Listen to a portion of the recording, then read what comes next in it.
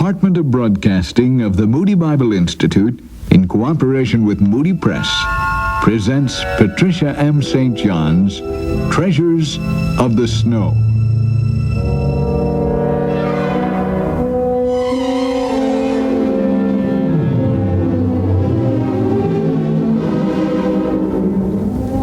And now, Part 3 of Treasures of the Snow. Everything seemed to be against Lucien Morel. Because he had been responsible for Danny's accident, everyone in the village treated him as if he were a criminal. There was no room for an explanation. He had been judged and condemned without allowing his side of the story to be told. To be sure, he was responsible for what happened to Danny, but he had realized his grave error and should have been forgiven. But Danny's sister Anette was determined that Lucien would forever suffer the consequences of his misdeed, and made every effort to turn the villagers against him. She was successful, and it seemed that Lucien was all alone with his guilt. It was then that he met a mysterious old man who lived high up in the mountains, even higher than where his own family lived. No one knew who he was or where he came from. Some thought he was insane, others that he was some wicked sorcerer. As it turned out, he was just an old man who lived in a cabin, alone with his goat, his cat, and his wood carvings. Lucien had met the old man when he was spending an afternoon alone in the woods. Lucien had discovered that for all his misdeeds, he could do one thing right, and that was carve. He would take a piece of wood and in a matter of hours whittle the shapeless birch into a squirrel, a horse, a dog, any animal he chose. The old man came upon Lucien, saw his gift, and being a woodcarver himself, offered to teach him the craft. For Lucien, this was a new beginning. His immediate desire was to carve something for Danny as a peace offering. He chose to carve Noah's Ark and the animals. He spent many days, and when it was finished, Lucien, with a flushed face and a hammering heart, set off for the Bernier chalet to leave it on his way home. When he arrived, he saw Anette sitting outside patching her father's jacket. Lucien swallowed hard, walked up the steps, and held out the Noah's Ark. What do you want? Is your father home?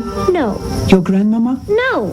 Is Danny? What do you want with Danny? How dare you come here? Please, I want to tell... What is it you want? I want to tell Danny... If you can't say what you've come for, then get out. I brought this for Danny. Danny doesn't want anything from you. I thought maybe he would like it. It is a gift for him. He wants nothing from you. If I could just see him, I want to tell him I'll never let sorry. you see him. You can never come near him. All right, Annette. Then would you give this to him? Tell him it's from me. All right, let me have it. Here. Noah's Ark. How nice. Where did you get it? I made it. Stole it, of course. No, I This made is it. what I think of your gift. No. Your gift is good for nothing but throwing it into But Dad, firewood. it is a gift Danny for- doesn't want anything from you. Danny doesn't need anything from you. Oh, no, my animals. Now get out of here. I don't ever want to see you near our house again. And never speak to Danny. Do you understand? Do you understand, you horrible, miserable boy?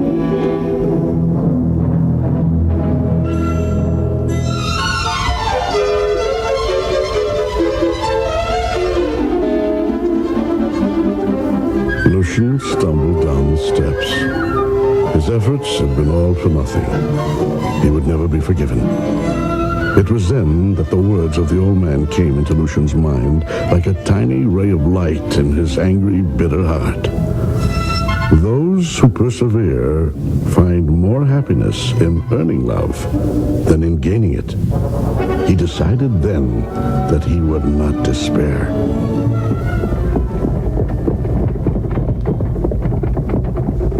Cast is off, Papa. Can I go to the bakery shop and get chocolate sticks? I don't see why not. Isn't it exciting, Danny? You'll be walking again. I'll have this stupid old cast off. It's been so long. Almost 4 months. It is just. I hate it. I'm so afraid I'd have to keep it on. And I would never go up the mountain when it's time. Oh, you'll be running up and down the mountain. Klaus, too. Klaus doesn't run. He walks like a king. Then I will carry him. He's getting much too heavy for that. Well, then, He'll just have to learn how to run. He will now if he wants to keep up with you. Are you gonna see that grumpy old doctor again? Oh, he's not that bad, Danny. He never smiles. Sometimes I think he wants to tell us bad news instead of good news. Well, it's good news today, son. Your cast will be off. And Klaus, Danny, and I will go running up the mountain. Yes, with your old father dragging behind. Oh, Papa!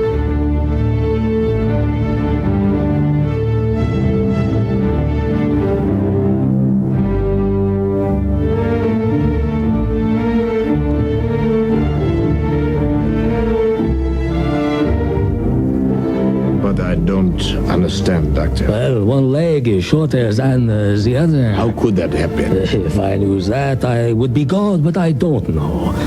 Perhaps if he had stayed at the hospital, we would have been able to see what was happening. Then again, perhaps not. I'm truly sorry, Monsieur Bernier. Well, how is he feeling? Sad. Very, very sad. The nurse is with him now. Perhaps you should tell your daughter now and then go into him, huh? Of course. But, Doctor... Yes? What does it mean? When one leg is shorter than the other, the obvious. He will never be able to walk straight again. For now, he must use crutches. Is there nothing that can be done? Yes. Well, tell me. An operation. An operation? Yes, but operations are for the rich, Monsieur Bernier, and not many doctors can perform it. But there are doctors who can? Yes. Who? Would it matter, monsieur? Not even if you sold your land, your cows, could you afford such an operation. Your son will grow and learn to live with his affliction. There is nothing you can do, monsieur. Nothing.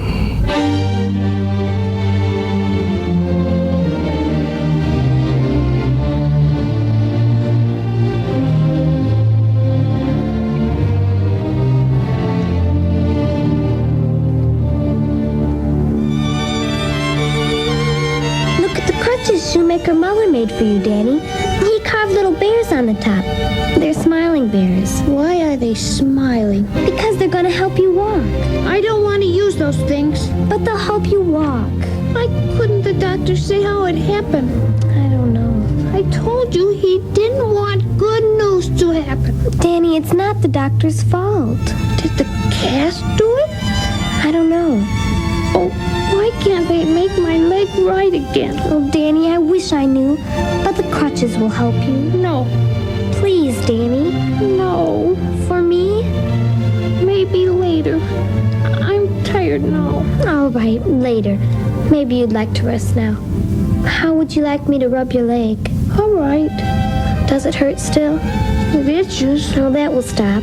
Annette, do you think maybe if we rub my leg every night, it would grow? I don't think so, Danny.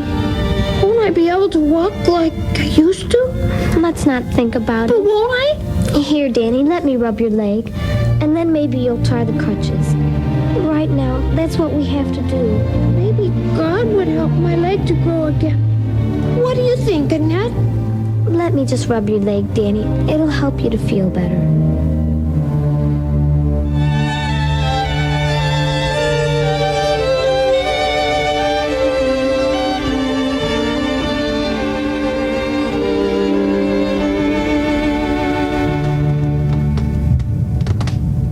Is Danny asleep?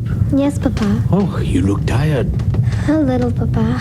Where's Grandmama? Asleep long ago, just as you should be. In a little while. He seemed to do well on the crutches today. Yes. In a few weeks, he'll be using them just as he would use 2 legs. But what about the mountain, Papa? He won't be able to go up the mountain with you. I hadn't thought of that. You know how much he loves to go high in the mountains and spend the weeks with you. True. It would break his heart. Perhaps we could do something. We could tie a bed of heavy straw to one of the cows, and he could ride behind. Oh, do you think so, Papa? I don't see why not. Oh, that would be wonderful. We'll do everything we can to make Danny happy. Papa, is it really true that nothing can be done? Well, it's not that something can't be done, but that we haven't the money. What do you mean? Danny's leg needs to be operated on. Operated? Well, I don't understand it myself, Annette. I'm not a learned man, but the doctor said that in the large hospitals, there are men, surgeons, who can make a leg whole. Do something, I don't know what. It is a miracle. A very expensive miracle. You mean Danny could be well? If we had the money. What if we sold our home and... It wouldn't be enough. No, Annette, Danny must use crutches for the rest of his life. There is no possible way we could afford such an operation. And besides, there is no way of knowing if the operation would indeed heal him. It is sad, but it is life. But it isn't Danny's fault he is crippled. Annette, don't use the word crippled. But that's what he is, Papa. I know it is, but... And it's Lucian's fault. Annette. He made Danny a cripple. Annette, no. Now I will never forgive Lucian, never. Annette, don't talk that way. God does not want to hear those words. I don't care. Lucian made Danny a cripple, and he will pay for it. He will pay for it.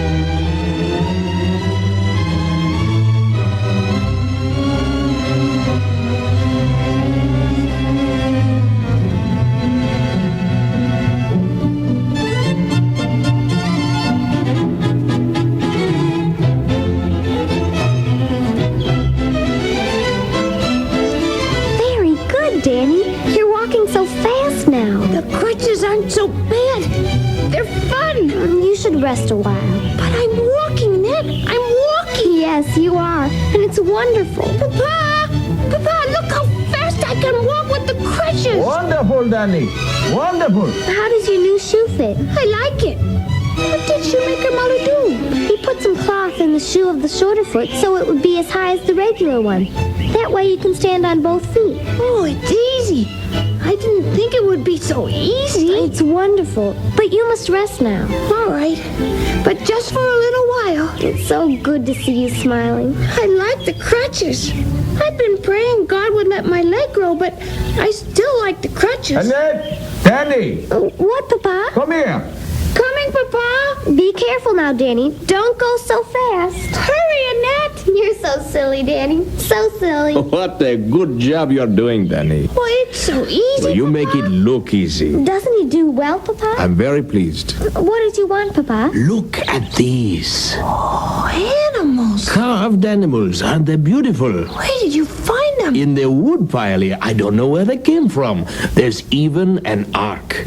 Noah's Ark. And all the animals. The workmanship is wonderful. I've never seen such fine work. Do you think maybe the mountain fairies left them here? Oh, don't be silly. There's no such thing as mountain fairies. You said there was no such thing as Father Christmas either. Oh, that's different. Well, I'm not sure who brought them, Danny, but they seem perfect for you.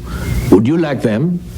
What about Annette? I don't want those silly old things. But they're beautiful. I think they're ugly. Then I will have them, Papa. Annette, why don't you carry them into the house for Danny? I have other things to do. But I can't carry them in by myself, Annette. Well, then Papa can do it. Annette? I have to go now. Grandmama wants me to get bread in the village. Annette, come back. Goodbye, Papa. What in the world is wrong? Happened, Papa? I don't know, Danny. I don't know.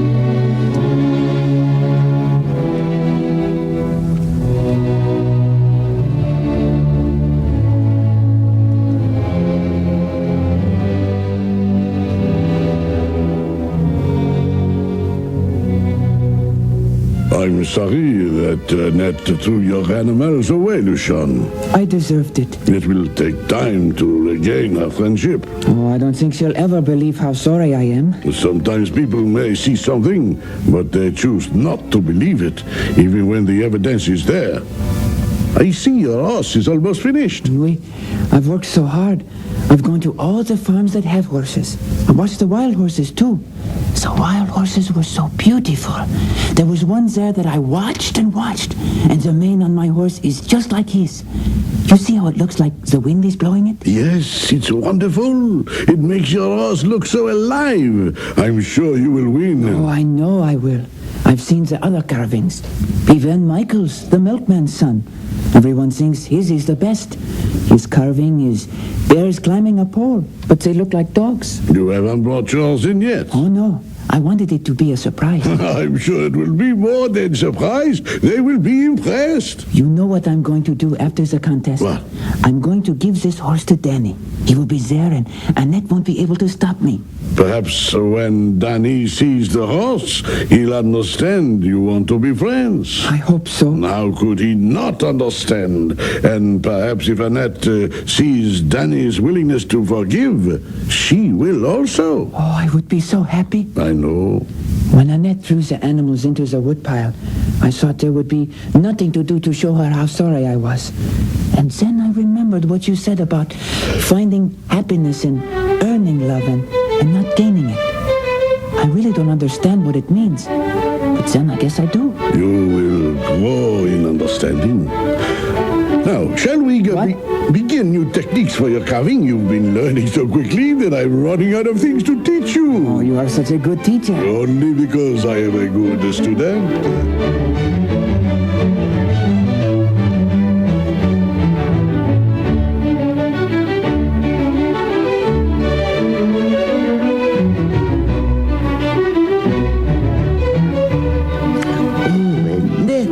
Such good work. Do you really think so? Of course. Even with my poor eyes, I can see how delicate and fine the pattern is. Marcel is making lace. I've seen it, and it's very beautiful, Grandmama. Yes, but to knit a pattern is very difficult. And your work is as perfect as your mama's was. Oh, it is excellent, Annette. Oh, I so want to win. I'm sure you will. But even if I don't, Danny will look so nice in the sweater. He'll be able to wear it to the festivals and church. You will have to knit one for your papa for next Christmas. But he is so big. I don't think I could. Oh, of course you could. There is no reason. Your workmanship has grown. It is time you made a sweater for your papa. Only if you help me. Of course. I expected you to ask me. Oh, Grandmama. Where is Danny? He's with Papa. At the Morels? Yes, but he has been told not to talk with Lucian. Annette, don't you think it is time to show some forgiveness for that poor boy? He does not deserve forgiveness. Now, don't frown so. We will not talk about it. Good. Instead, I will pray that God will work in your heart. Oh, Grandmama. Now, don't pout so. When you were little, God was very important to you. But now you have become headstrong, Annette, and stubborn. God is not a convenience for you, Annette. He demands certain actions from his children.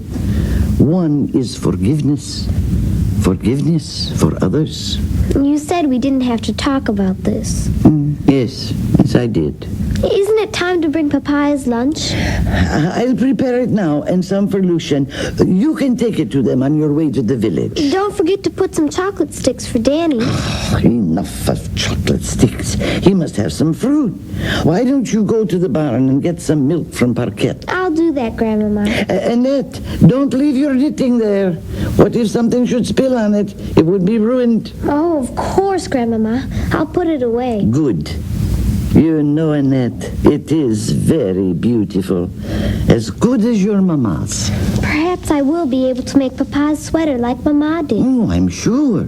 Now go. We mustn't let your father and Danny wait for their lunch. They have been working hard on Morel's hayfields. I wish Papa had not promised Madame Morel he would help her. After all that's happened. Let us not begin that conversation again. It leads nowhere.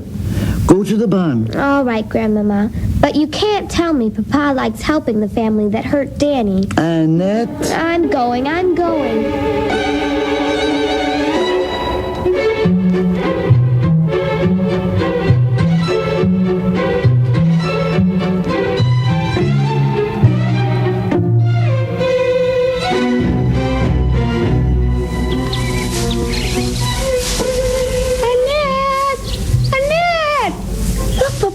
It's Anette. With our food, good. I was beginning to wonder if we'd been forgotten. Hello, Papa. Hello, Danny. See how I'm helping Papa? I use my crutches to help bring the hay together. He's been quite a worker today. Where's Lucian? On the other side of the field. You don't want to talk with him, do you, Papa? Annette, I think it best if we do not talk about Lucian. Yes, Papa. Now, What is for lunch? I'm famished. Bread and cheese, butter and jam, fruit and milk, and 1 chocolate stick. Only 1? Grandmama didn't want to give you any at all. She said you should have fruit. I don't like fruit. I promised her you wouldn't get your chocolate stick until you ate your fruit. All right. Annette, where are the cups? Oh, no. I forgot the cups. I won't be able to drink any milk. Go to the Morel's house. Take 3 cups. Madame Morel left the house open just in case I needed anything. All right, Papa. I'm sorry I forgot the cups. No need to be sorry. Madame Morel won't mind if we borrow a few of her cups. I'll be right back.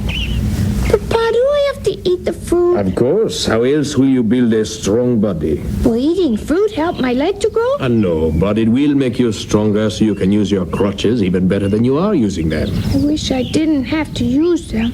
I know, my son. Annette said you shouldn't help Madame Morel because of what Lucien did to me. Oh? And when did she say that? Last night. And what do you think? I don't know. God would want us to show forgiveness. But Papa, this morning when Lucien said hello, you did not smile. I know. Because you know what he did was wrong. I have my struggle too, Danny.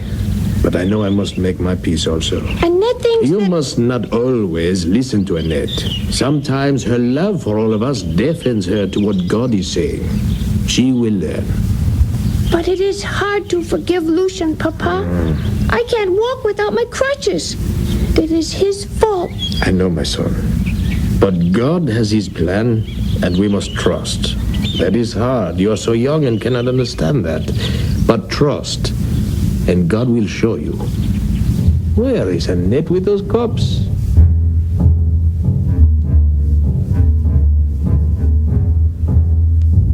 As Bernier and Danny wait for Annette to return from the Morels, little do they know that Annette is staring at a little table set against the outer side of the balcony.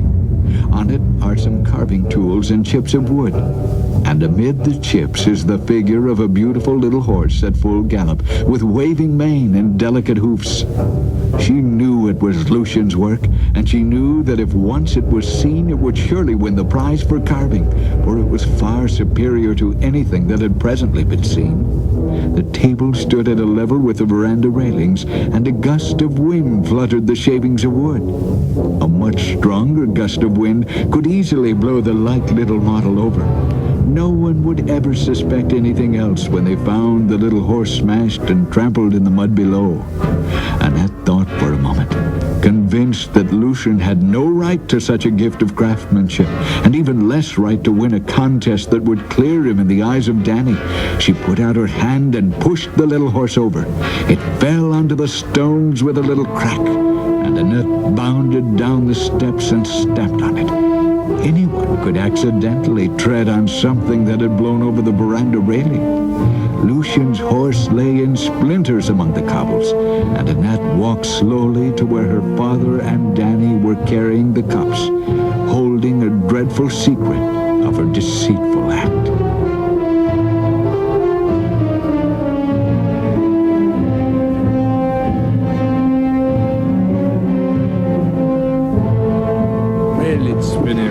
Profitable day. We finished the harvesting for Madame Morel. And thank you for helping, Annette. I only did so you wouldn't have to go back tomorrow. Well, whatever your reason, thank you.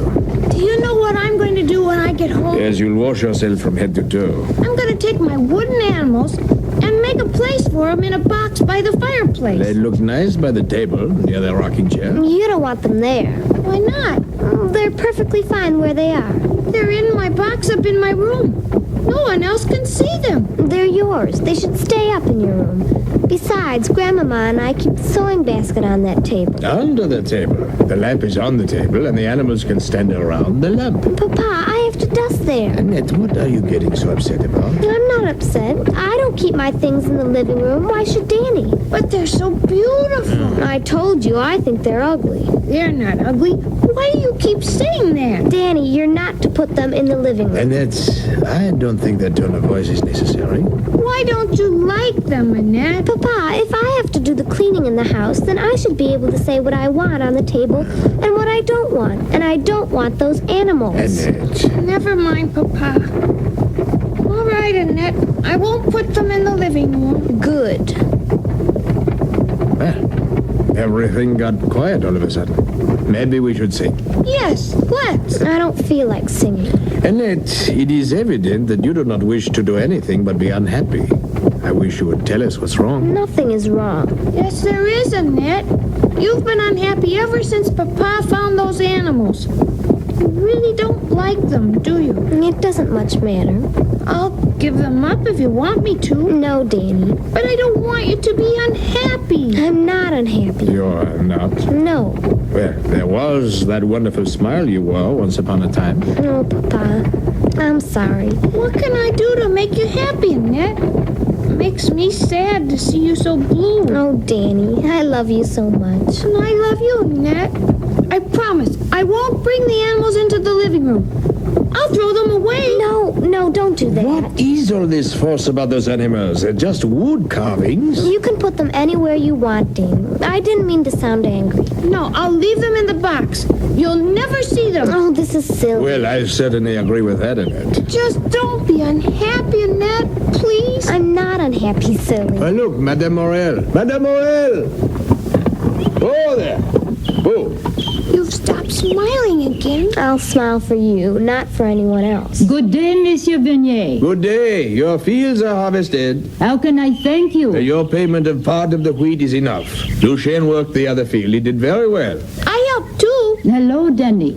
How are you? Fine, thank you. Annette? Good day, Madame Morel.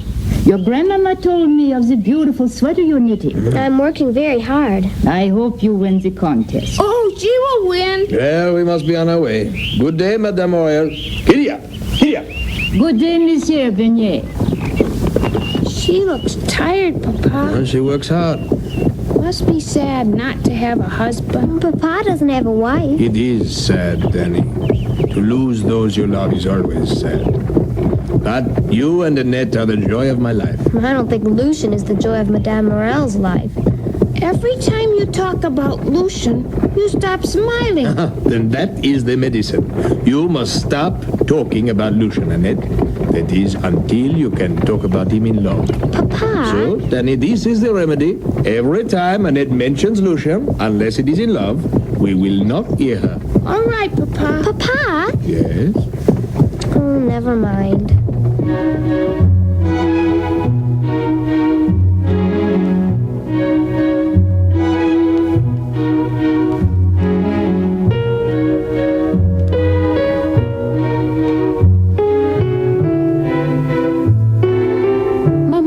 Yes, Eva. Where is Lucien? He'll be coming. He said he had something to deliver to the old man in the mountains. Why do you let him go there? I see no harm in it. But he spends all his time there. When he isn't at school, he is with the old man. He gets all his work done, Eva. He has never done that before. But we do not even know the old man's name. No one does. Lucien says he is kind. And look what the old man has taught him. Such beautiful carving. It will become his trade. It's a fine way to earn a living. Oh, Mama, I am sure he is up to no good. No, Eva. Lucien has learned his lesson. He's changed. Even you must see that. I only see he has brought disgrace on us. Don't you think I feel the shame also? Every time I see little Danny with his crutches? Don't you think I pray to God that nothing had ever happened?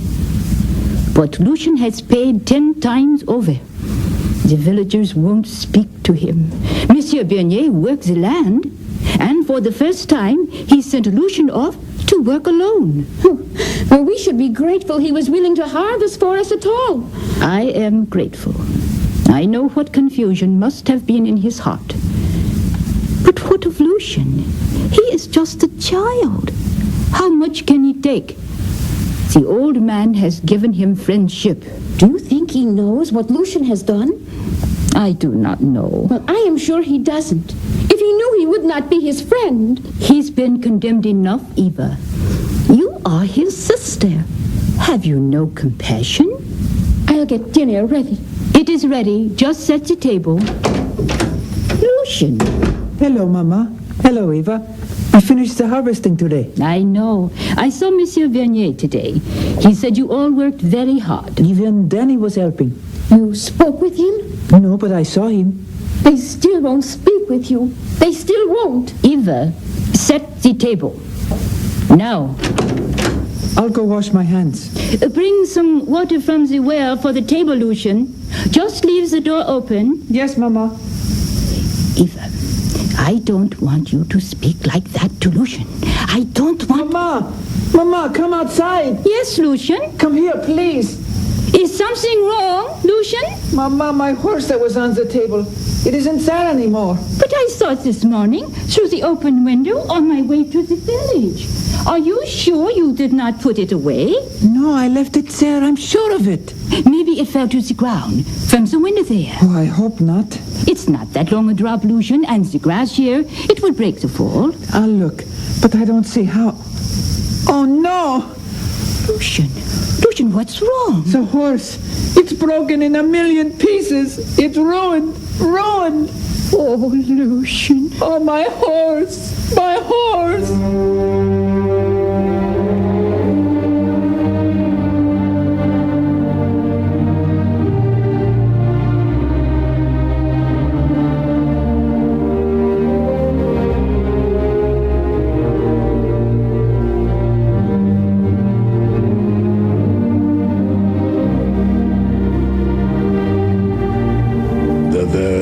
Make another. But the contest is tomorrow. I have no other pieces. What about this squirrel you carved? That was a good piece of work for a boy. I did it without the proper tools. No, if I cannot enter my little horse, I will enter nothing. Why? Because I want him to see my best work. But why? I don't want him to think I can do anything less. What does it matter what they think? Does it matter what they think? Yes. Why? Because they all hate me and think me stupid and bad, and if I won a prize, they saw I could carve better than any other boy in the valley. They might they like me wouldn't better. Listen, Lucian. How do you know? That's a very good question. I've lived longer than you. That might be a part of the answer. I'm sorry. I did not mean to insult you. You didn't, Lucian. I just wanted them to know I can do something well. You know, Lucian, your skill when used for your own ends will never buy you love. It may buy you admiration and envy, but never love. If that was what you were after, you wasted your time. Then it is all no good. There seems no way to start again and to make them like me. I suppose they never will. If you want them to like you, you must make yourself fit to be liked. You must use your skill in loving and in serving them. It will not happen all at once. It may even take years, but you must keep on. You have a strange, puzzled look on your face. Oh, it's nothing. What are you thinking? Nothing. We are friends, are we not? Yes. Then you can tell me anything. But it's just that... Oh, it doesn't matter. What doesn't? What I was thinking. Would you like me to guess what you're thinking? I would guess that your mind was thinking, now how can this old man talk of loving and serving others when he lives alone high up in a mountain and never speaks to anyone but me? Is that what you were thinking? I don't even know your name. Then you were thinking that? Yes, but it doesn't matter. You're right, my boy. It does not matter. But I think it would help if I told you my story. But you must make a promise to me. What? That it will be our secret. I have never told this to another person, but since you have trusted me with your story, I will trust you with mine. Oh, monsieur, if you do not want to, No, I think I should. For me to say things without telling you why I feel that way is not fair to you. I think my story will help you. You have gone through many sorrows these last few months, and you've had a great deal of loneliness. Perhaps my story will help. Now, it began... You really trust me, monsieur? And why shouldn't I? No one else does. No one else has seen the Lucian I have seen. I promise I will keep your secret. Good. Now I will begin. I was an only child, and there was nothing in the world my father would not give me. If ever a child was spoiled, it was I. I was a clever boy, for all my selfishness, and when I grew up, I was given a good place in the bank. I worked hard and climbed to the top. I fell in love with a girl, and I married her. God gave us 2 little sons, and for the first few years of our life together, I believe I was a good father and a good husband. But I got in with a bad lot of friends who flattered me and invited me to their homes. They were interested in gambling, and they drank heavily. I admired them and began to learn their ways. Gradually, I began to spend more and more money on drink and gambling. I need not tell you about those years. I was less and less at home, and often came home drunk in the evenings. My little boys grew to fear me and dislike me. My wife pleaded with and prayed for me, but I could not give it up. Drink had me in its grip, and I knew of no power stronger than myself that could free me. Our money began to dwindle away, and people began to talk about my bad ways. The bank manager warned me twice, but the third time, when I was found drunk and disorderly in the streets, he dismissed me. That day I went home sober and told my wife I had lost my job. She simply replied, "Then I shall have to go out and work. We can't fail our boys." I tried to find another job, but my story was known and no one would employ me. I tried to earn money on the gambling tables, but I never had any luck. I lost the little money I had. My wife went daily to work, as well as looking after the house and the boys, but she could not earn enough to keep us all. One day she came and told me we were in debt and could not pay. I was desperate for money to pay our debts and to buy myself more drink. I had not worked in the bank as a high and trusted official for nothing. I knew the ways of it inside and out, and I decided to commit a robbery. My plan, which was a skillful one, succeeded, but it was not quite skillful enough. I was discovered and tried, and as I could pay nothing back and the robbery was a heavy one, I was condemned to a long term of imprisonment. My wife had been ill for many weeks. 3 times she came to the prison to visit me, pale and worn to a shadow. A few weeks later, a policeman escorted me to her bedside to say goodbye to her. She was dying. They said she died of consumption. I say she died of a broken heart, and that I killed her. Monsieur, I am sorry. Please let me go on. I sat beside her for 24 hours with her hand in mine. She spoke to me about the love and mercy of God and about the forgiveness of sins. I stayed with her until she died, and then the policeman took me back to prison. I remember little about the months that followed. I seemed numbed and lost in despair. I had only one comfort. All my life I had loved wood carving, and in my spare hours they let me have my tools and whittle away at bits of wood. I grew more and more skillful, and a kindly prison warden used to take my work out and sell it in the town. I earned a little money in that way and saved it eagerly. One day I supposed I should have to start again. But the day came sooner than I expected. I was summoned to the governor and told that in 3 weeks' time I should be a free man because of my good conduct. One thing I was determined.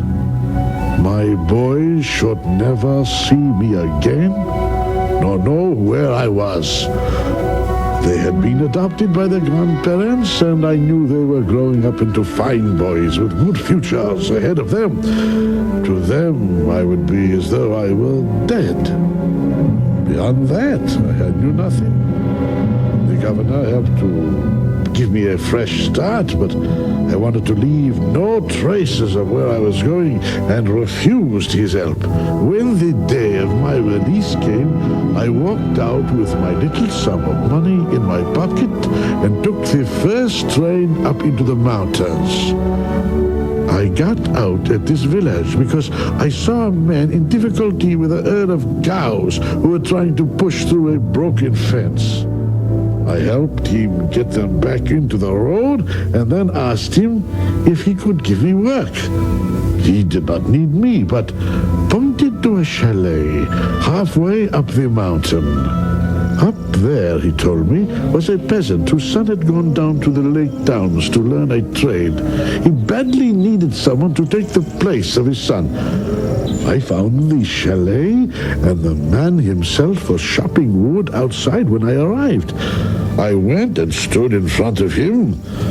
I was tired and hungry, and very sick at heart. Good day to you, monsieur. Good day. You just got off the train? Oui. I hear you need a herdsman. Will you take me? You are not from our village. True. Where do you come from? Geneva. Where is your work? I have none. But what have you been doing up to now? I do a... Yes? I have just come out of prison. Why were you in prison? For stealing money. How do I know that you will not steal my money? Because I want to start again, and I am asking you to trust me. If you do not trust me, I will go away. He looked me up and down. Then he held out his hand to me. I sat down on the bench beside him, and I wept. Prison makes a man weak. I worked for that man for 5 years, early and late.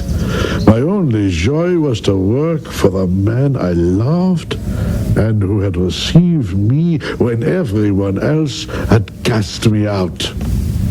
I often wondered why he did it, until one night I heard him talking to his son, who was home from town for the weekend. His son asked him why he took in a prisoner without any character. Surely it was a very unwise thing to do. The farmer replied, My son, Christ received sinners, and we are his disciples. It was on that day I began to believe in the love and mercy of God. 4 years later, my master began to grow weak and ill. The night before he left this earth, he spoke to me, as my wife had done, about the love and mercy of God and about the forgiveness of sins. I accepted Christ's forgiveness. When he died, his son gave me the chalet for my own. I've lived here ever since. I have only one friend, the shopkeeper in the town who sells my wood carvings. He sometimes gives me news of my sons. They have grown up into good men, and they have done very well. One is a doctor, and one is a businessman. They do not know I am alive, and it is better that way. And although I cannot pay back the people I robbed, for I don't know them, I am working hard. I have now saved nearly as much money as I stole, and when I have saved the whole sum, I will seek for some person who truly needs it, and to him I will pay my debt. You tell me there is no way to start again, but you are wrong. I have seen far, far more deeply than you have done. Our past we must leave to God. Are those your tears, Lucian? I have never heard such a story. And only you know the whole story, our secret. Monsieur, thank you. You have made me understand so many things. And if you to understand and accept the forgiveness of God through Jesus Christ, I will know my life has value. It's getting dark. You should be going. Yes, monsieur. And thank you. Thank you.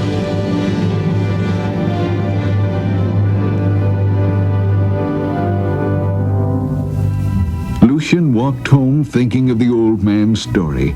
He now knew that he could never restore Danny's leg, but one day he might get the chance to do something great for him. And for now he would live his life as if he had started all over. It was a beginning that would open doors to happenings he could not have imagined, and his own encounter with God.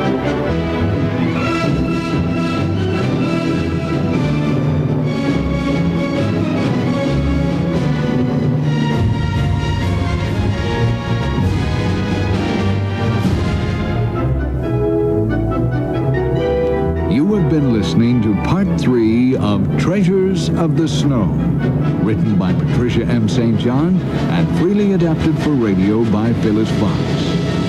This has been a dramatic presentation of the Department of Broadcasting of the Moody Bible Institute in Chicago.